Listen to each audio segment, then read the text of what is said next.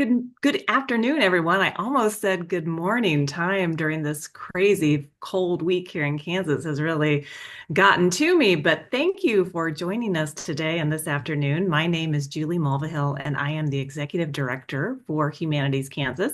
And welcome to The Big Idea. If you haven't joined us before, The Big Idea is an online program where we highlight and inspire fresh thinking in humanities scholarship. And you are in for a real treat today. I hope you're excited about today's conversation as I am. Now, as a reminder, each big idea begins with a short essay or an article, and we circulate that in advance of these meetings. And then throughout today's conversation, we'll reference back to it and look for it. We'll try to link it into our comment section or in the chat area in case you haven't had a chance to review it. And if you don't have a chance now, you can come back to it at the end. Now, the big idea presentations, like I said, they build off of this essay. That's kind of how we shape some of the conversation and the questions that you're about to participate in. But that doesn't mean that you can't ask questions. So please be sure to use the Q&A box or the chat box if you want to engage with one another. We welcome both of those areas. And ultimately, we hope that after today's conversation over dinner or a long walk, once the weather warms up, that you'll be able to share this conversation and spark a new one with your friends and your family about this Kansas story that perhaps you've never heard of or you wanted to learn more about after today. So we're excited about where this might lead us. So to start us off, I want to introduce our host, Dr. Valerie Mendoza. For those of you who have been on a big idea before, she's a familiar face. If you're new, you're in for a treat. Dr. Mendoza is a Topeka native. She received her PhD in history from the University of California, Berkeley. She works in the public humanities sector, and we've benefited from Valerie's expertise in so many different areas. Her research focuses on the history of the Latinx community in Kansas and the greater Midwest. Valerie has served as a consultant to the Kansas State Historical Society, the Kansas Creative Arts Industries Commission, and the National Folklife Network. So, Dr. Mendoza, take it away. Thank you so much, Julie, and welcome everybody. And I want to welcome our two guests today. Dr. Thomas X. Sarmiento is Associate Professor and Director of Undergraduate Studies in the Department of English at Kansas State University. They specialize in Filipinx, American and Queer Literature and Culture, and are currently working on a book manuscript that examines representations of Filipinx in the Midwest. Welcome, Tom. And our other guest is Abby Bayani-Heitzman. She received her MA in English from Wichita State University. She is a writer and coordinator of Malaya, Kansas, a chapter of the Malaya Movement USA. So, Tom, your big idea is about Bienvenido Santos. So can you give us some background about Santos and his life and how he ended up in Kansas?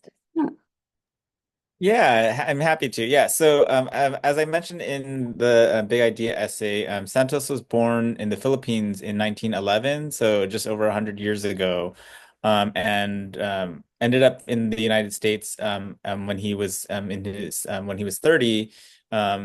Attending the University of Illinois as a government scholar, as a pensionado. And pensionados were Filipino and Filipina students who would travel from the Philippines to the United States on a scholarship to earn, either a bachelor or master's or even a PhD. And so Santos was one of those students in the 40s. And actually, when he attended the University of Illinois in 1941, just months before World War II broke out. And so he was planning to get his MA and then return, but he was unable to return because of the war, and so he ended up staying in the United States after. So he completed his master's and then went to New York City, and then at Columbia, I believe, and then he went to Washington, D.C. to help with the Philippine government in exile, and was spending some time during those years giving talks throughout the United States. And so he mentions that in his writing of traveling around the country, giving talks about the Philippines because many Americans at the time were not as familiar or they wanted to learn more about this country where a lot of Americans were fighting on the Pacific Front. And so after the war, he was able to return back to the Philippines. And so that experience of exile and missing his wife and three daughters at the time kind of is a theme that comes up in his writing of loneliness and longing and exile. And then he later returned to the United States as a Rockefeller Creative Writing Fellow at the Iowa Writers Workshop, the one of the big writing programs in the country. And so he was there for a few years in the late 50s and 60s, and then he went back to the Philippines, and then he came back again in the late 60s as a Fulbright professor this time again at Iowa. And then his wife went on to complete her PhD at the University of Iowa as well in English. And then in the 70s, they were ready to return back to the Philippines, but then martial law was declared by President Ferdinand Marcos, and he was prevented from going back in part because one of his novels, The Praying Man, was banned because it was critical of government corruption. And it was not even about Marcos, but Marcos kind of interpreted that as kind of an attack on his regime. And so the Santoses weren't able to return to the Philippines right away. And so he ended up at Wichita State University in the English department after applying for different jobs around the country. And he was fortunate enough to stay there and earn a livelihood.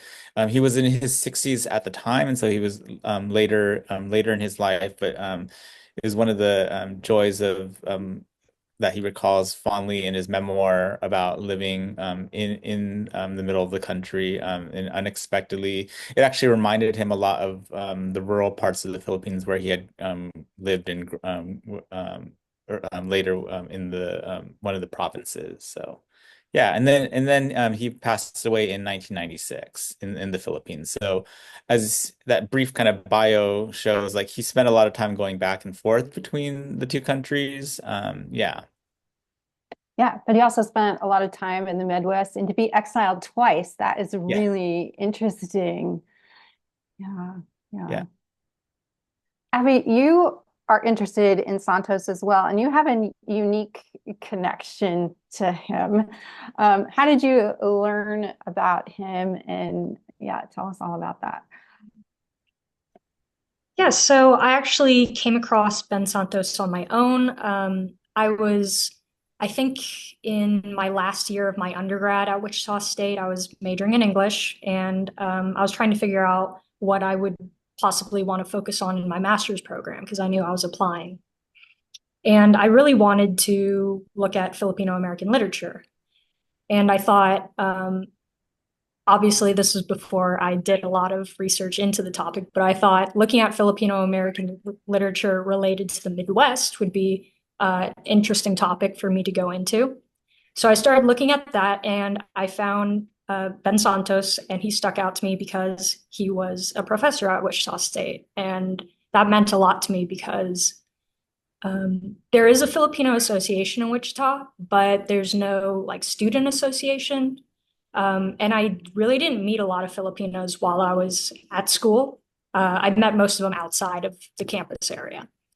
So it was, I guess, validating and encouraging for me to see that history of a Filipino having an important place at Wichita State, particularly in the same department as me.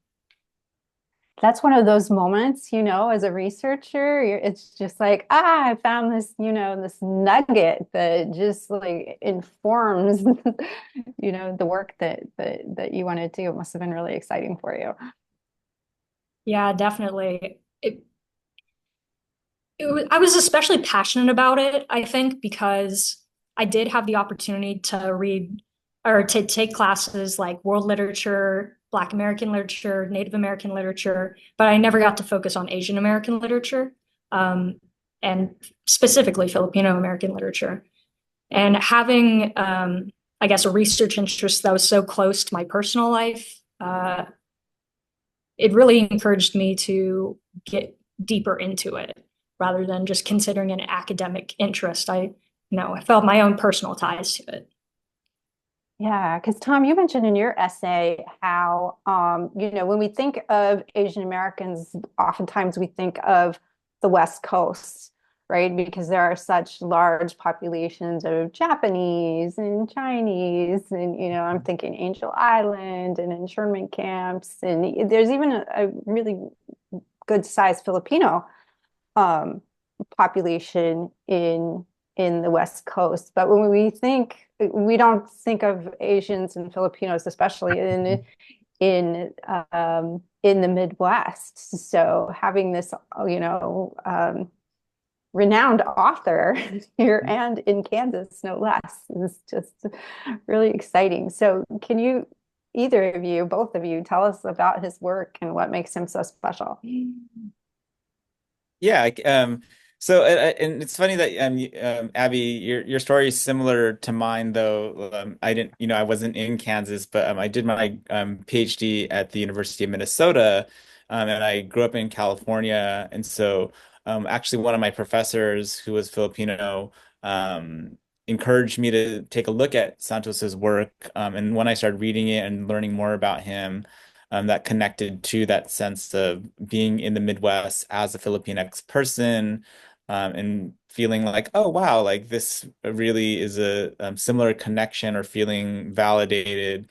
And actually, a lot of his stories, at least in my reading, or what caught me, was he talks a lot about the weather and snow and the cold, and I remember kind of connecting with that as especially for the Midwest, and especially now, like just thinking, it's not always cold here, but that really resonated, and I think symbolically, that sense of feeling alone, but also having a community, and I was surprised to learn that there were Filipinos, Filipinxes, a small community, or pockets throughout the United States, and that was my own bias or my own kind of narrow view of only thinking of the West Coast, and I think in part, yes, because large population centers, but actually, Chicago is one of the has one of the largest Filipinx populations, and I think just more generally, there tends to be an urban bias in the way we think about place. And so thinking about more rural or suburban, or smaller pockets, and be able to see that in his writing. And yeah, so. Yeah, I agree. I think his depictions of the Midwest are like, they sound like something me and my friends would point out that we loved about the Midwest. He talks about the crisp autumns in the Midwest in his, I think, introduction to Scent of Apples. And that's my favorite season in the Midwest. I think it's really beautiful to spend autumn here.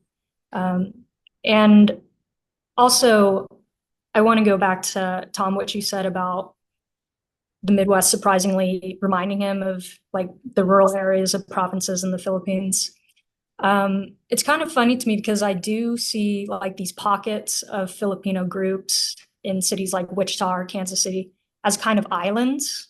So like islands in the Philippines, part of an archipelago. But in that sense, yeah, it seems like things are very far apart because they're concentrated on these centers, but actually there's people scattered throughout.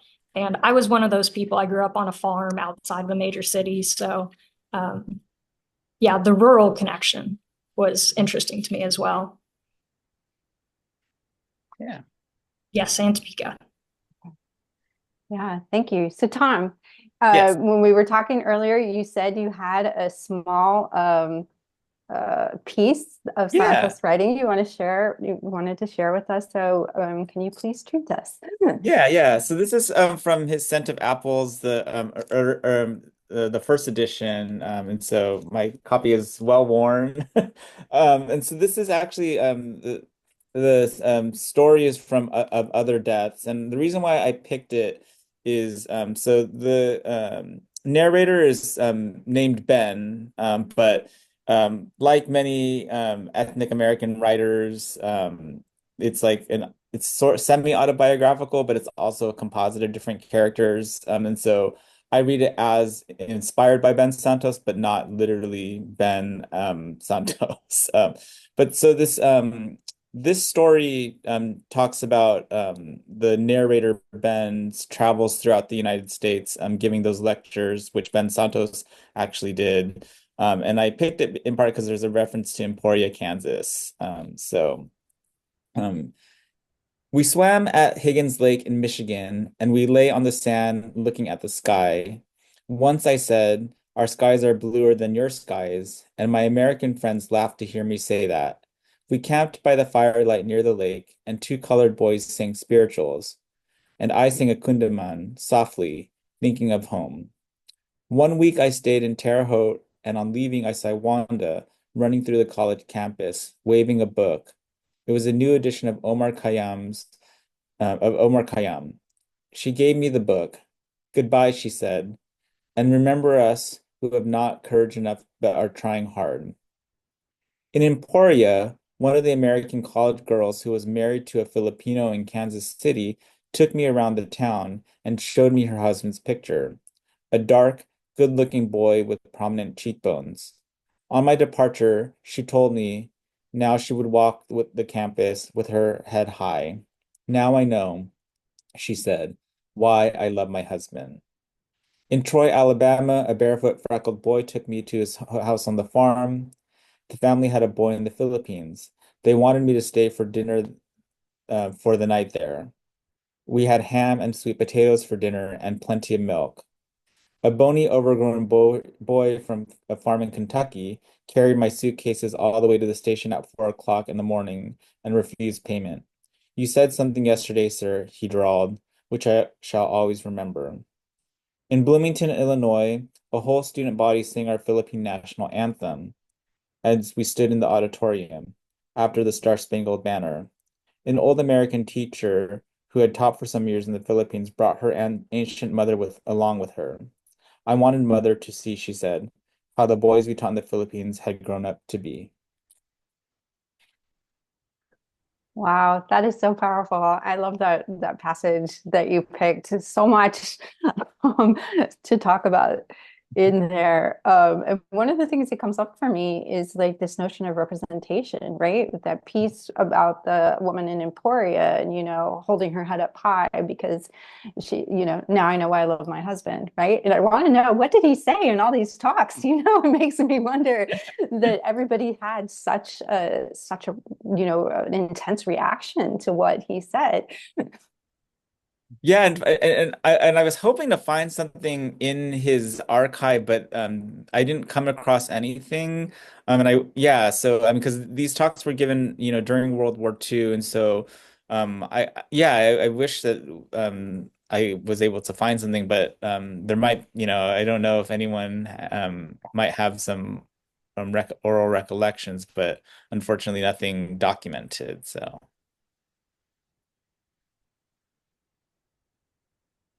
Yeah. So, and I love too how that passage is like almost all those places were like in the middle of the country, right? Yeah. It's interesting, like what made him want to, focus on all of these and small towns, right? Like Yeah. we were talking about, because none of them, at least in this passage, were, big, uh, big cities. So that's really interesting. And what year did he write that?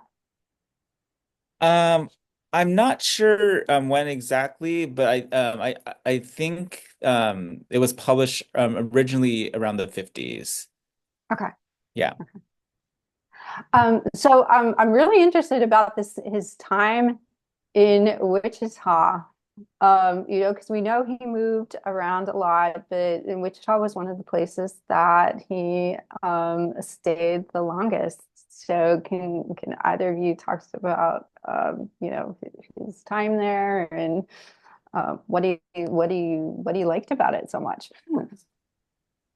I can maybe say a few things. I don't know a lot, so I'll let Tom fill in the blanks. But Yes, he was a distinguished writer in residence at Wichita State. I don't know how he got appointed, if he already had a connection or if someone knew of him, but he ended up at Wichita State, and he formed a pretty strong connection with the university and ended up leaving a lot of his personal writings in a special collection at Abla Library at Wichita State.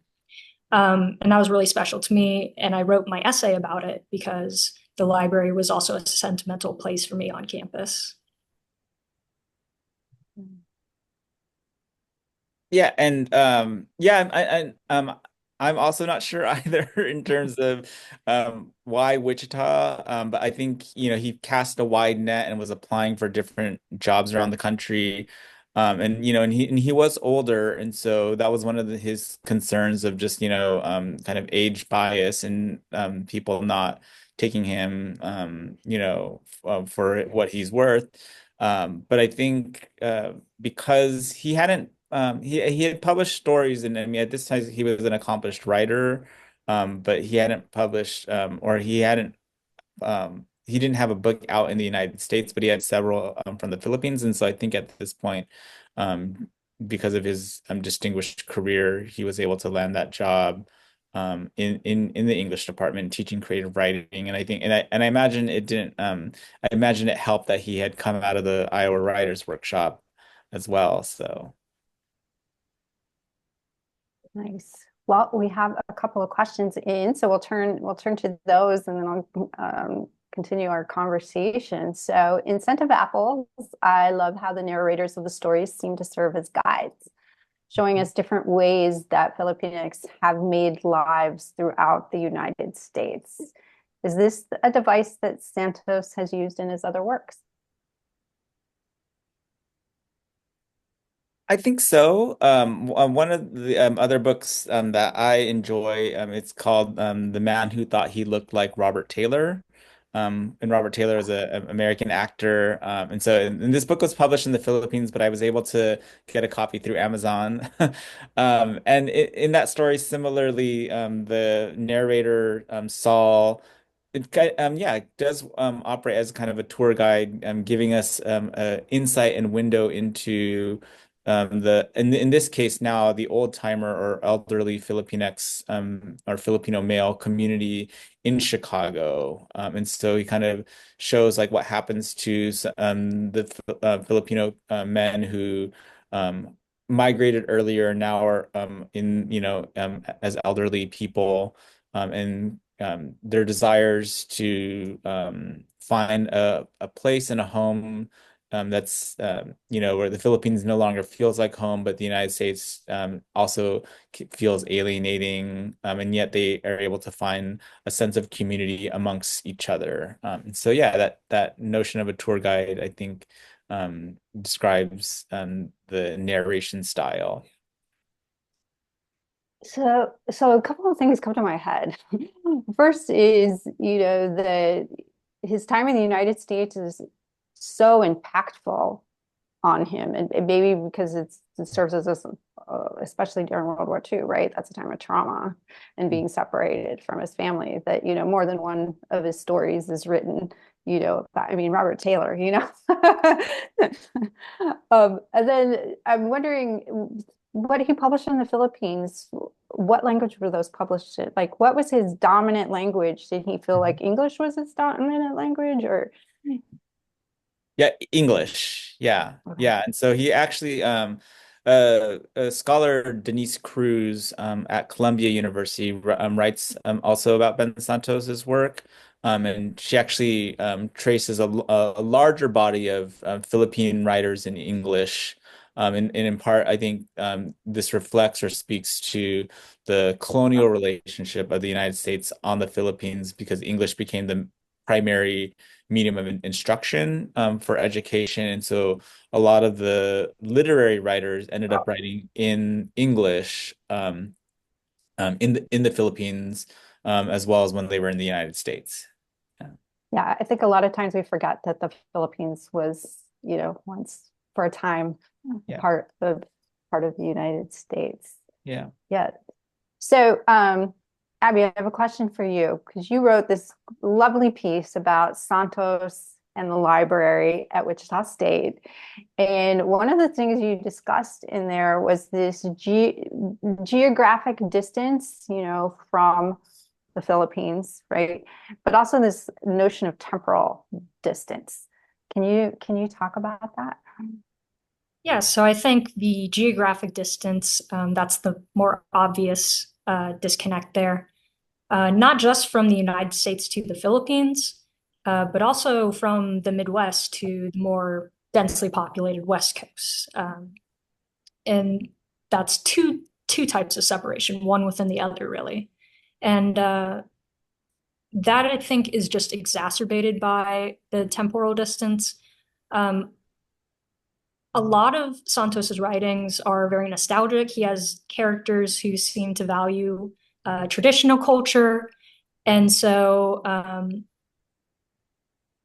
like in the example I used, the day that dancers came in that story, the protagonist has this idea of what Filipino women and young people should be like. And so when a troupe comes from the Philippines and visits the United States where he is, he's a little disappointed because it's not exactly how he remembered the idealized version in his mind. Um, and I think like all the movement back and forth between the Philippines and the United States maybe contributed to that as well. Just seeing how much it had changed between the time you were gone and the time you get back. Um, I experienced that personally recently. Uh, the last time I went to the Philippines was 10 years ago, and I visited my family. And part of my family, my cousins, live in a suburb. At the time when I first visited them, it was pretty much in the middle of all farmland. And I have really fond memories of like riding a tricycle past a pineapple farm and things like that. And I had this picture in my head of how it was going to be when I went back recently, a couple months ago. And I was really shocked by how much it had changed because almost all the farmland around the suburb had been developed into housing. And it was just this difference that I almost couldn't reconcile at first because I was like, no, no, that's all of this like city stuff. That's supposed to be in Manila. That's not where we are, but it's expanding and growing. Yeah, and that's such a wonderful point too, because I'm thinking, if you leave before World War II starts, right, the Philippines, and you can't come back until after, all of the destruction that took place because of the war, right, between the Japanese occupation and Filipino guerrillas fighting the Japanese. That yeah, exactly what you said. There's this image in your head when you go back, it's not there, and probably it's similar when he came back to the United States, right? Remembering it one way and then it being a completely different way. But this question segues into another question we have from the audience, and that is, can either of you share the types of materials that are available in Santos's archives at Wichita State? And what did you find that you didn't expect? That's always the lovely thing about going through archives, right? What did you see that most delighted you? And both of you answer this one because I think you've both gone through the archives. Yeah, Abby, do you want to go first or? Sure. So when I was initially thinking about maybe focusing on Santos's work for my thesis eventually, I did check out his collection of papers at the library, and I was a little overwhelmed, so I didn't read everything. But I think just seeing writing that wasn't as polished as like the published pieces, gave it sort of a behind the scenes look that I really appreciated. I thought it helped me understand him as a person more rather than just as a writer. Um, and yeah, it made him feel a little closer too. Yeah, for me, there was set of letters from PC Morante, who is another Filipino writer and who was also a friend and contemporary of Carlos Bulosan, who's another famous Filipino American writer. And so I'm not sure if Santos and Bulosan actually ever interacted with each other, but it was nice to kind of see that kind of, 1 degree of separation. And in the letters that Santos, because Santos was staying with Morante before in San Francisco before he went to Wichita. And there was a letter of, saying missing you or missing San Francisco. And he actually has a novel called What the Hell You Left for Your Heart in San Francisco. And so I think it is kind of that period of time when, and thinking about his time in San Francisco having one of the largest Filipinx American populations.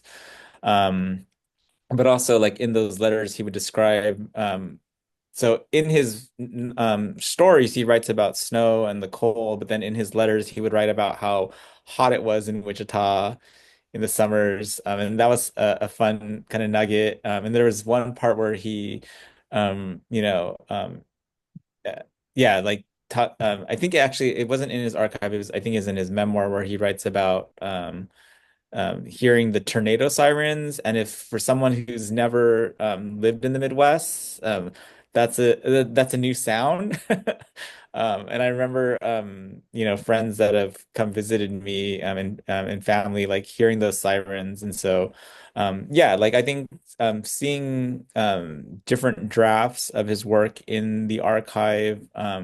He also has some other stories that were published in magazines. And so, for example, there's a story called A Winter Coat for Pura. And so that was a story that I hadn't seen before. And so that was cool to see some of those pieces that are in there as well. So Very nice. So Tom, you talked about Wichita being significant to Filipinx American history because Santos spent time there. And as a Kansan, that makes me feel so important, But unpack this for us because it sounds really, really huge because I think, it definitely speaks to Santos's importance in not just as a Filipinx writer, but like you said, also Filipinx American history. yeah, definitely. I mean, this is something that I write about in the book project that I'm finishing up is thinking about places in the United States where Filipinxs are located. And so instead of just thinking of like diaspora and like broadly like Filipinxs in the United States, thinking about the specific places in which they lived or were located. And so even though yes, Santos was transient and moved around a lot within the United States. Most of the time that he spent in the United States was in the Midwest, as you pointed out, Valerie. And so to me, that signals it's important. Like, and yes, I mean, on the one hand, I'm a little biased because now I live here and I want people to say, hey, like there's stuff happening here in the middle of the country.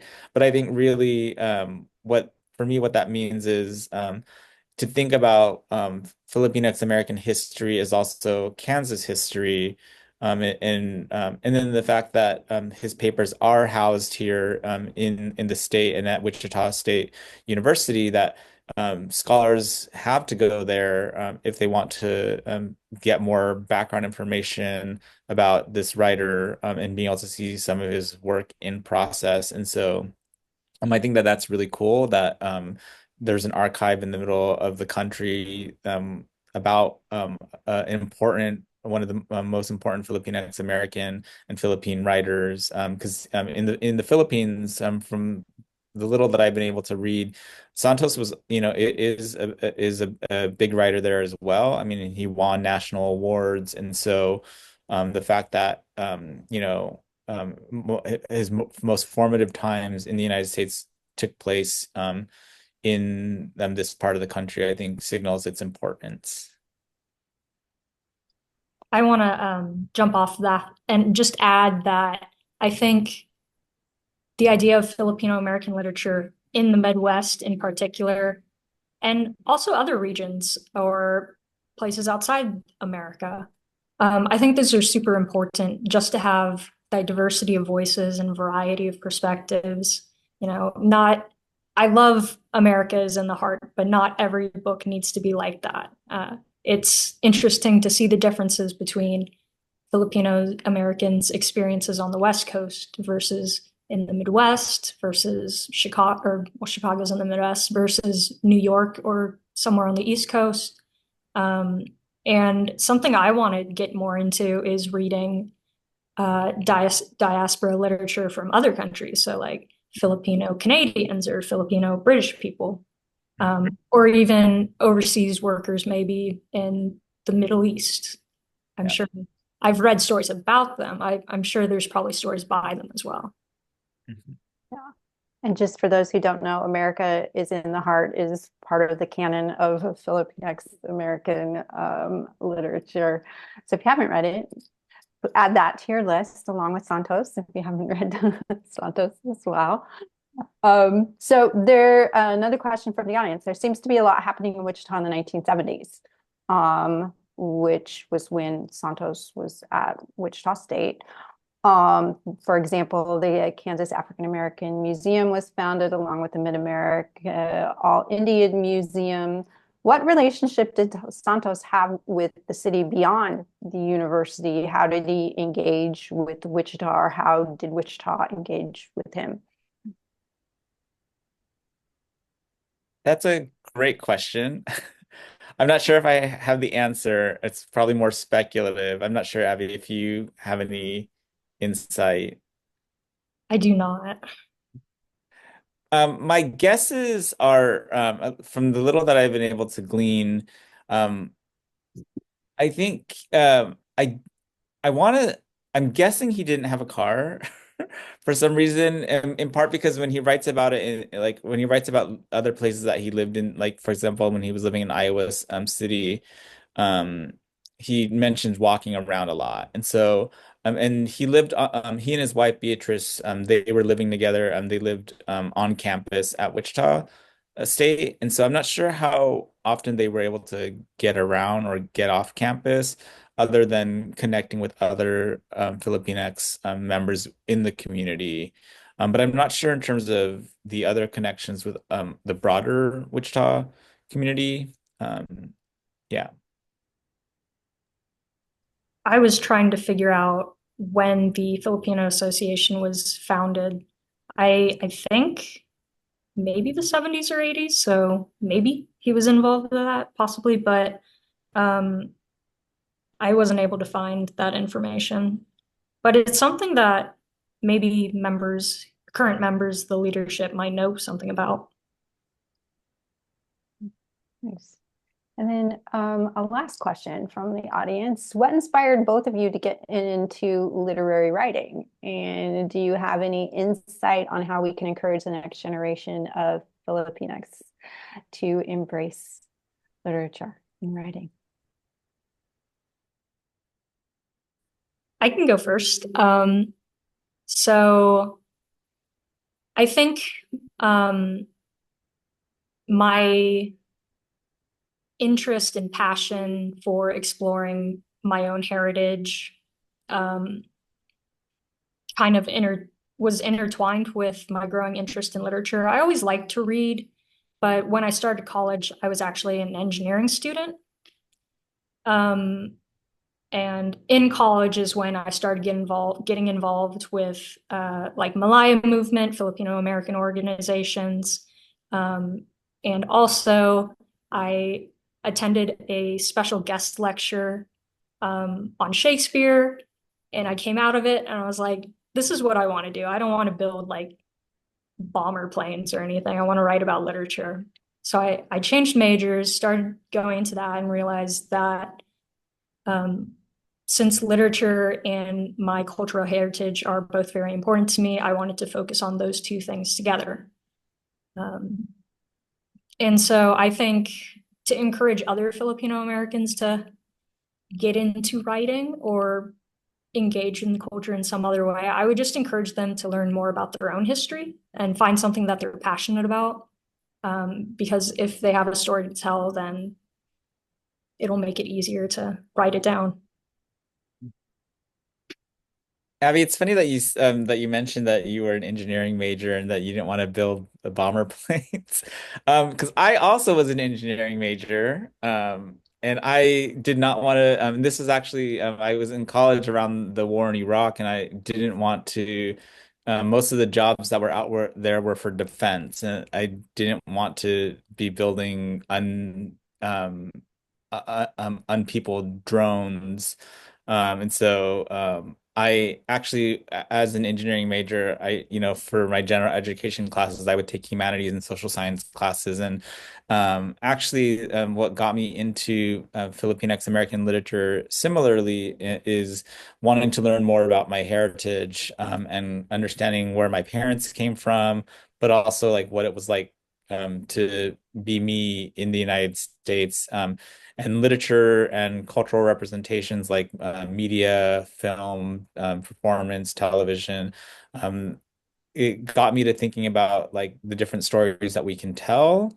And so, not all Filipinx literature, Filipinx American literature is necessarily realist, but a lot of it is. And I think part of why that is our histories aren't always documented in official history textbooks. And so using literature creatively as a medium to tell, realistic stories, but also having some creative lights. And so, like when I read Scent of Apples, I remind students that it's, based partly on biography, but there's also an artistry, and there, it's fictionalized. And so like we shouldn't take everything literally to be like, oh, this is actually about Ben Santos's life, but it's a kind of it's a plausible reality. And for me, I think engaging literature as a way to think about other ways that we can document history, and finding that out. But then also, and then for those who want to create that as literary writers, to be able to express who they are, and it doesn't always have to be about their cultural or ethnic identity, but being able to widen or expand the scope of what it means to be in the United States, for example. Thank you both. I had so much fun talking to you and learning more about this incredible writer. Yeah, thank you. Yeah, thank you for having us. All right. Well, I was busy here taking notes, and this has just been so incredible. And I want to thank our guests. I was thinking as I was hearing both Tom and Abby talk that this really was what I would consider kind of the best example of the humanities at work in so many ways. It's that intersection between ideas and history and literature. It involves personal experiences. It involves, the primary source material, all those things that I think we hold dear to us. And I'm just really grateful to Valerie and our guests for really leading us into this conversation. And side note, who knew there were so many engineering majors defaulting to the humanities? I mean, I think this is an undertold story that might be another big idea topic. So, anyway, I just want to thank everyone. I think this was just an incredible conversation about another Kansas story that many of us have overlooked and haven't paid attention to. And this was just such a great call to action to think about this incredible piece of our story that needs to get out. So, I'm grateful for that. Now, the Big Idea monthly program continues on in March. So for those of you interested, set your calendars for March 14th at noon. And journalist Rachel Coleman, she's from Liberal, Kansas, and she'll be in conversation with Valerie talking about growing up Asian American in Southwest Kansas. So there's a lot of good news coming from that part of our state too. So we're looking forward to that conversation.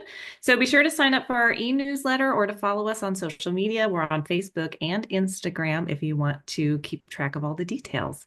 And with that, I'll just wish everyone a really good Friday and weekend, and we'll be in touch soon. Thanks so much. Thank you. Bye.